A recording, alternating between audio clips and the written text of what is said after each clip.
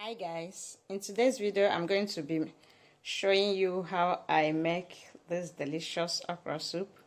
First of all, I want to thank my subscribers, my returning subscribers. You all are the best. So without wasting much time, let's go ahead and prepare this beautiful, tasty, delicious okra soup together. So for today's recipe, I have my chunks of onions and paprika, my meat, my shaki, my cow leg, my crayfish, I have my seasoning cubes, I have my mushroom, I have then okra.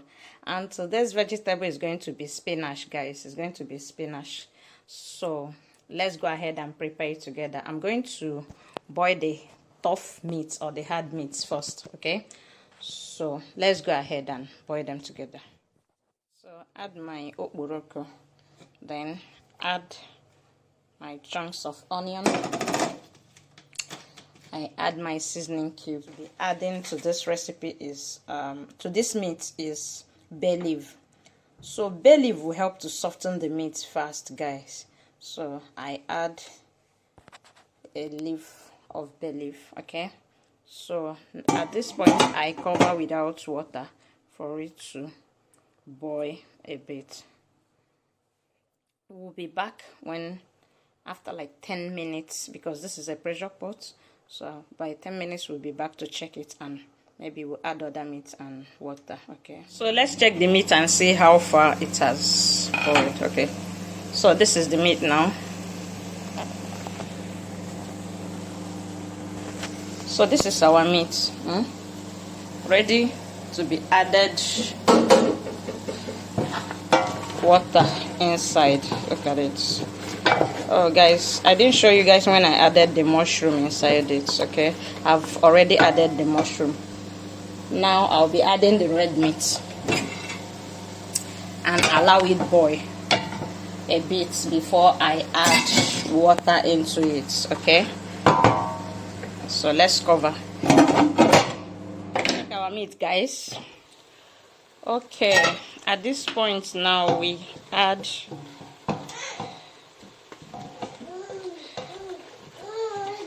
will add water to the meat. Okay, so we add this quantity of water. Stir, allow it a bit and add more. Allow it to boil a bit, then we add more. The meat is ready now. In another pot we'll be frying our oil, onion, and red bell pepper with Scotch bonnet pepper grinded together. Okay, so this is it, ready. So in another pot here we are going to be adding our onions to fry them together. Okay, so we add our oil and allow it to heat up a bit. We add our chopped onions.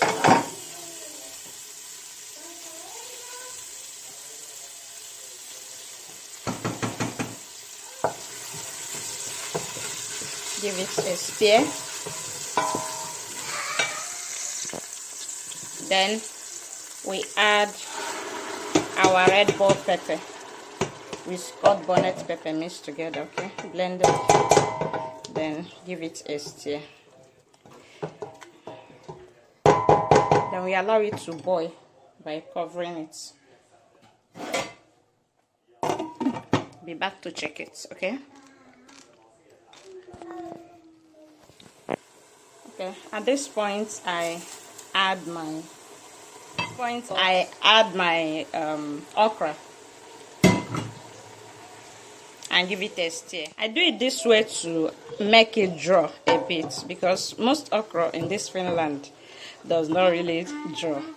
So if I add this way, when I add it with the paprika paste or red bell pepper paste, it makes it draw up a bit, even though I do not want it to draw so much. Okay, but at least I want it to draw a bit.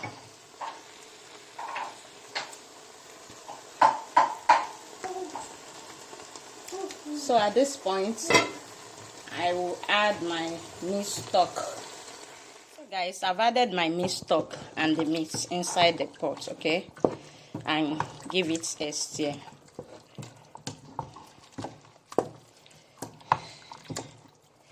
So the next thing I'm going to be adding is my crayfish, okay. That's it. Add the crayfish. Remember, I'm using a pressure pot, so I won't be waiting for everything to boil so that it doesn't change or overcook the vegetables, okay. So I give it a stir and allow it to boil a bit. And baby spinach, okay, to make the soup. That is the vegetable for the soup, baby spinach, okay. So we go ahead and add it and give it a stir long on the heat.